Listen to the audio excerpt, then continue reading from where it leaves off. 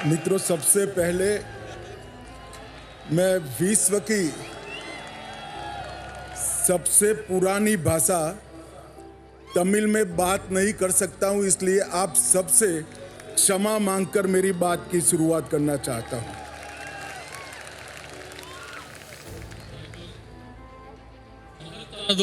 தெய்வீகமானதுமான தமிழ் மொழியில் பேச இயலாமைக்காக நான் வருந்துகின்றேன்.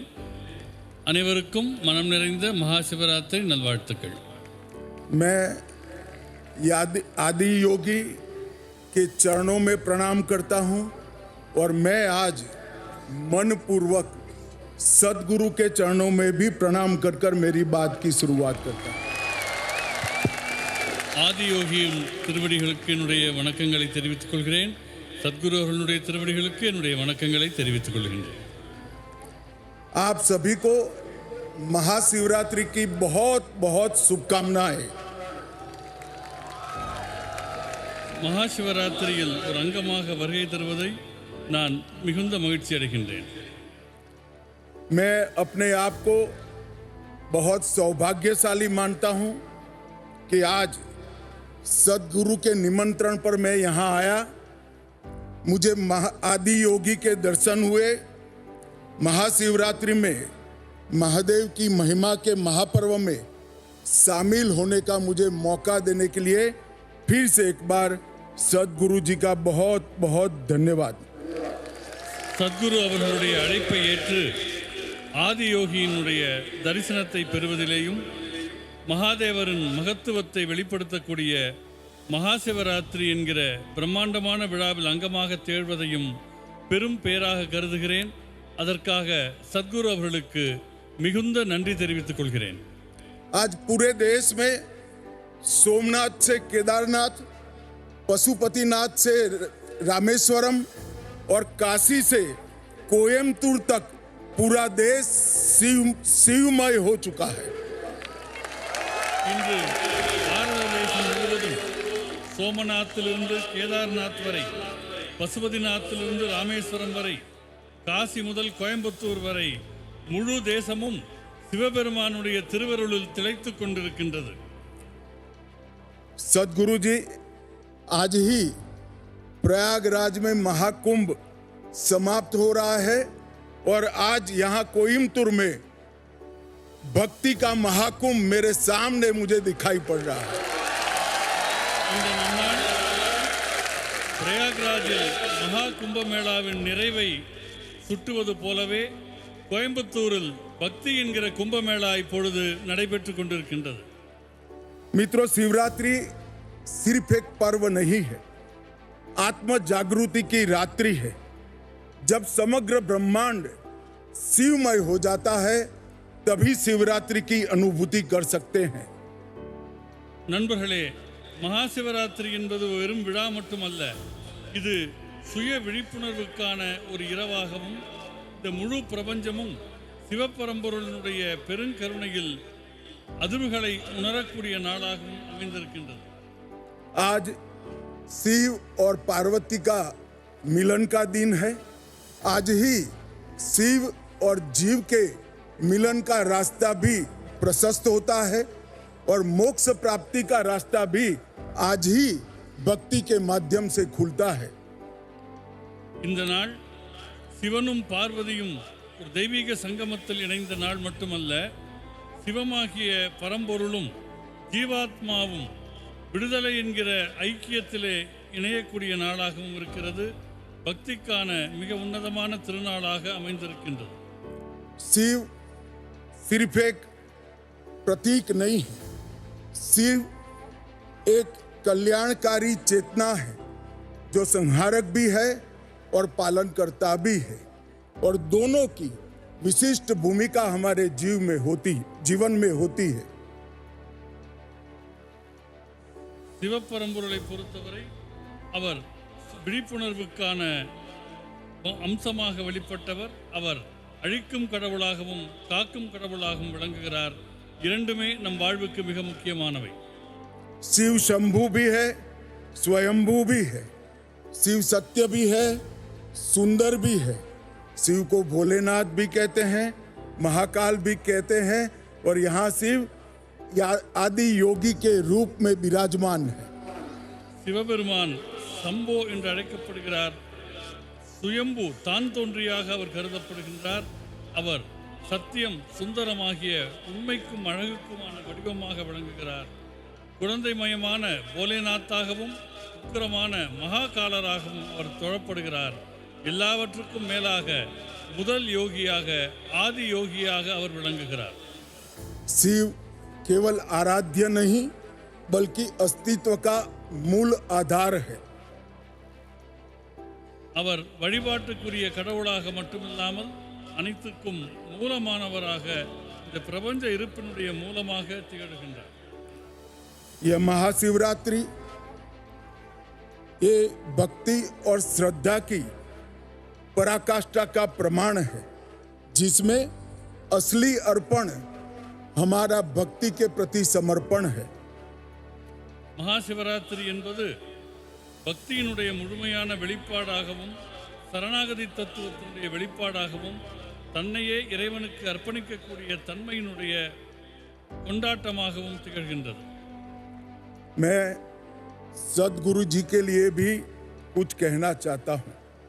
सदगुरु जी, आपने ये जो स्थान बनाया है जहाँ हम सब आज बैठे हैं, वो केवल एक तीर्थ स्थल नहीं है, बल्कि योग, साधना, भक्ति, आत्मज्ञान और मुक्ति का केंद्र बनकर आज पूरे विश्व में उभरा है। சத்குரு அவர்களை பற்றி நான் உங்களுக்கு சொல்ல வேண்டும். சத்குரு அவர்கள் உருவாக்கி இருக்கிற இடம் வெறும் பக்திக்கான இடமாக மட்டுமில்லாமல் ஒரு புனித இடமாக யோகம், ஆத்ம சாதனை, பக்தி, தன்னை உணர்தல் ஆகியவற்றுக்கான கேந்திரமாக சத்குரு அவர்கள் இதனை உருவாக்கி இருக்கின்றார்கள். या ईसा योग केंद्र ने योग और ध्यान के माध्यम से करोड़ों करोड़ों लोगों के जीवन में सकारात्मक सोच और सकारात्मक दिशा का उद्भव करने का काम किया है। ஈஷா யோக மையம் பல லட்சக்கணக்கானவர்களுடைய உயிர்களை யோக மார்க்கத்தின் மூலமாகவும் தியானத்தின் மூலமாகவும் நெறிப்படுத்தி சரியான சிந்தனையை விதைத்து சரியான பாதையில் அவர்கள் செல்ல உலகெங்கும் வழிகாட்டி கொண்டிருக்கின்றது. आदि योगी की ये 112 फीट ऊंची भव्य प्रतिमा हमें अपनी आध्यात्मिक यात्रा के 112 मार्गों की अनुभूति और परिचय दोनों कराती है। 112 அடி உயரத்தில் நிற்கக்கூடிய ஆதியோகியின் திருவுருவமானது விடுதலைக்கும் ஆன்ம விடுதலைக்குமான 112 பாதைகளை நினைவூட்டுவதோடு சிவபெருமாள் அடைந்த அந்த தன்மையை அடைவதுதான் ஒவ்வொரு மனிதருக்கும் இருக்கிற லட்சியம் என்பதை உணர்த்துகின்றது. और हमें यहाँ आकर ही मालूम पड़ता है कि जीवन का अंतिम लक्ष्य शिवत्व की प्राप्ति करना है। வாழ்க்கையினுடைய மிக முக்கியமான நோக்கம் சிவத்தன்மையை அடைவது என்பது இந்த இடத்திற்கு வருகை புரிகிற போது நமக்கெல்லாம் நன்றாக புரிகின்றது. ईसा योग आज ईश्वर से युवाओं को विशेषकर ईश्वर से जोड़ने का माध्यम बन गया है। ஈஷா யோக மையத்தின் மூலமாக இளைஞர்கள் ஆன்மீகத்துக்கும் நல்ல நெறிக்குமாக தங்களை இணைத்துக் கொள்வதற்கு வாய்ப்பு மலர்ந்திருக்கின்றது. यहाँ आकर व्यक्ति चेतना से ब्रह्म चेतना की ओर, स्वार्थ से परमार्थ की ओर और सेल्फ से यूनिवर्स तक की यात्रा की अनुभूति कर सकता है। இங்கே மனிதர்களுக்கு கிடைக்கக்கூடிய அனுபவமானது தனி மனித விழிப்புணர்விலிருந்து பிரபஞ்ச விழிப்புணர்வு நோக்கிய பயணம், தன்னையே தன் நலனையே நினைத்து கொண்டிருக்கும் நிலையிலிருந்து தன்னலமற்ற நிலையை நோக்கிய பாதை, தான் என்கிற தன்மையிலிருந்து பிரபஞ்ச உணர்வு என்கிற மடைமாற்றம் ஆகியவை ஈஷா யோக மையத்தில் மனிதர்களுக்கு அனுபவத்திலே கிடைக்கிறது. सदगुरु जी, आपने न केवल युवाओं को धर्म के साथ जोड़ने का काम किया है, युवाओं के सामने धर्म की बुद्धिगम्य व्याख्या को भी रखा है। இளைஞர்களையும் ஆன்மீகத்தையும் இணைப்பதில் சத்குரு அவர்கள் மகத்தான பங்கை ஆற்றியிருக்கிறார்கள். மிகுந்த ஞானம் கொண்டதும் அதே நேரம் தர்க்கபூர்வமானதுமாக நம்முடைய தர்மத்தினுடைய மேன்மைகளை அவர்கள் இளைஞரிடம் கொண்டு சேர்த்து கொண்டிருக்கிறார்கள். मित्रों, आपने अंग्रेजी में एक कहावत जरूर सुनी होगी, a mystic man on A mission. हमारे सदगुरु जी के लिए शायद ये शब्द बना है, एक कहावत बनी है।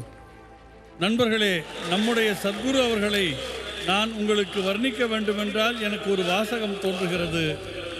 ஒரு லட்சியத்தோடு இயங்கிக் கொண்டிருக்கிற ஒரு ஞானி என்ற சொற்களை கொண்டு சத்குரு அவர்களை நான் வர்ணிக்க விரும்புகின்றேன்.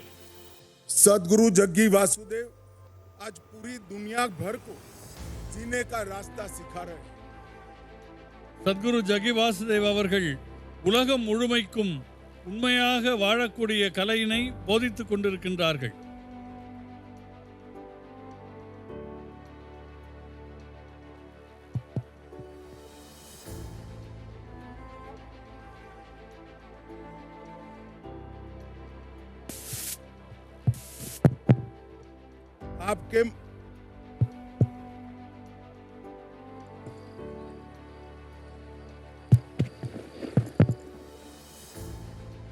आपके माध्यम से पूरी दुनिया को सनातन का ज्ञान ये समझ में आता है कि स्वयं को समझना ही सच्चा ज्ञान है।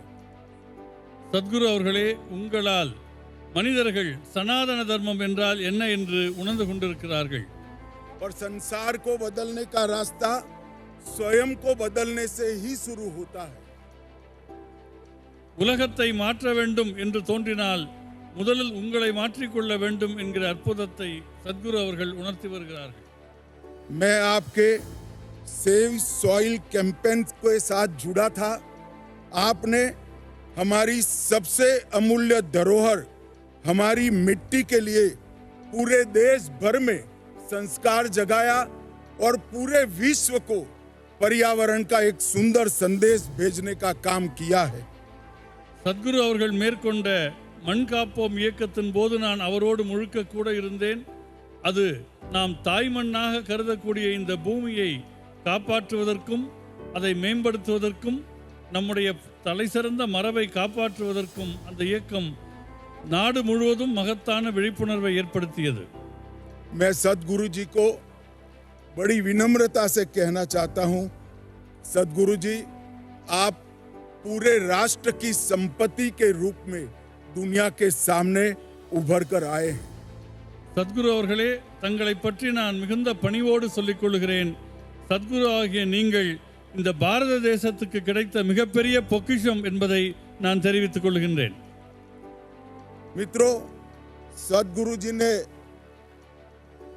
आदि योगी के माध्यम से योगा को एक नया रूप देने का काम किया और मोदी जी ने विश्व योग दिन मनाकर पूरी दुनिया को योग के सामने योग के लिए आकर्षित करने का काम किया है।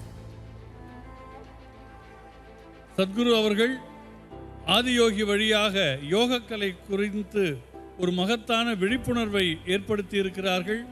அதனுடைய தாக்கத்தின் நீட்சியாக மாண்புமிகு பாரத பிரதமர் அவர்கள் சர்வதேச யோகா தினத்தை அறிவித்தார்கள்.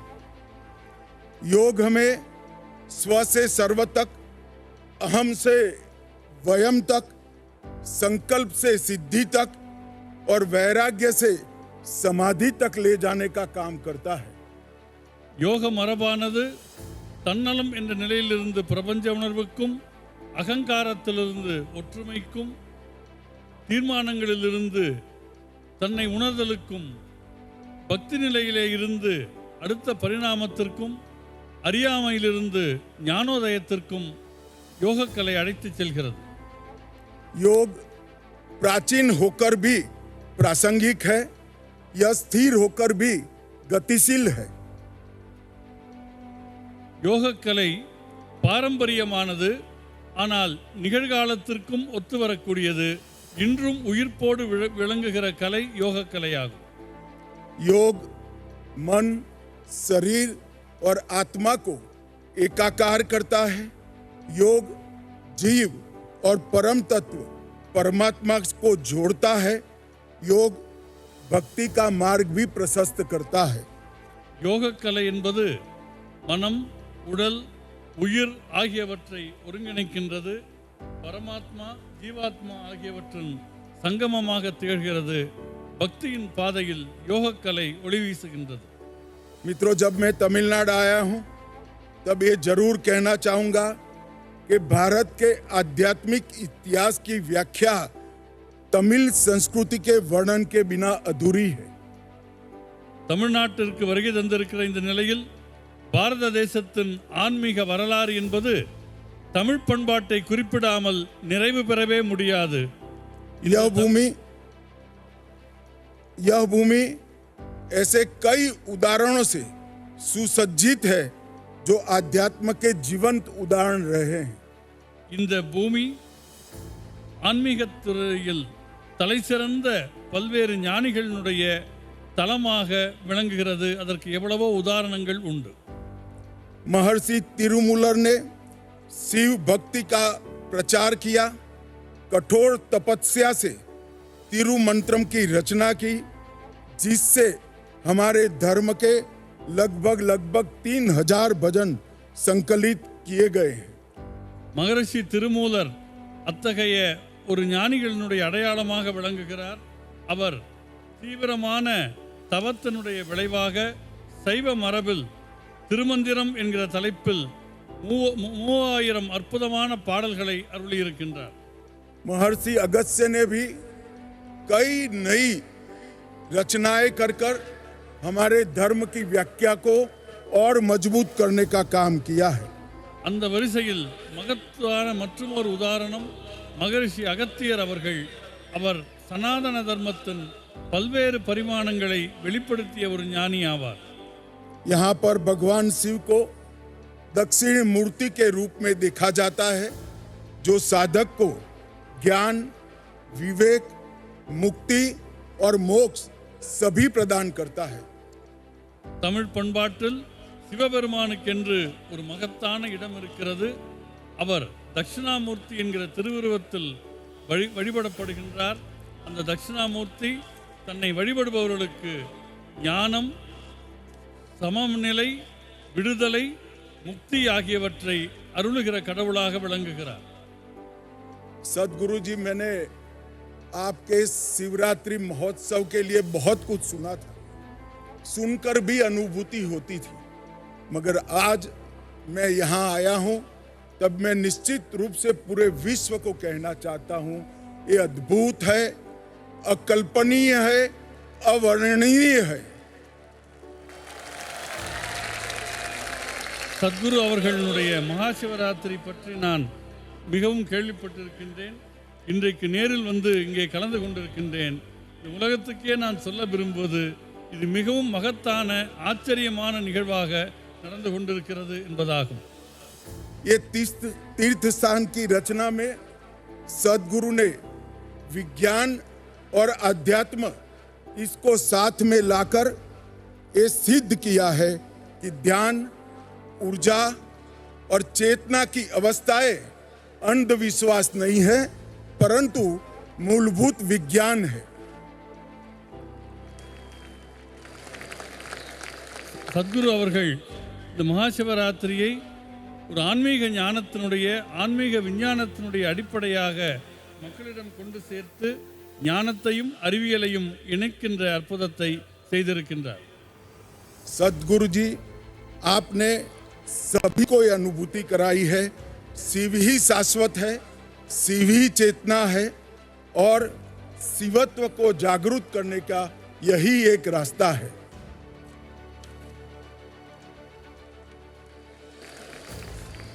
நம்முடைய உள்நிலையில் விழிப்புணர்வு பெற வேண்டுமென்றால், சிவத்தை தனக்குள்ளே உணர வேண்டுமென்றால், அதற்கு மிக உன்னதமான வழியாக இந்த வழிபாடு திகழ்கின்றது. मैं ज्यादा समय लेना नहीं चाहता। पूरे भक्तगण आज यहाँ शिवरात्रि महोत्सव में उपस्थित हुए हैं। मैं आशा करता हूँ कि हम सब यहाँ से शिव तत्व को स्वयं में समाहित कर शिवांग बनने की ओर आगे बढ़ेंगे। सदगुरु जी का फिर से एक बार बहुत बहुत धन्यवाद, प्रणाम। நான் அதிக நேரம் எடுத்துக்கொள்ள விரும்பவில்லை. அனைவரும் சிவராத்திரியை கொண்டாடி மகிழுங்கள். மிகுந்த மகிழ்ச்சியை தெரிவித்துக் கொண்டு என் நன்றியை தெரிவித்துக் கொள்கின்றேன். தனிமனித விழிப்புணர்வுக்கு சிவ வழிபாடு எவ்வளவு முக்கியம் என்பதை உணர்த்தும் சிவராத்திரி நாளில் உங்களுக்கு என் வாழ்த்துக்களை தெரிவித்துக் கொள்கிறேன்.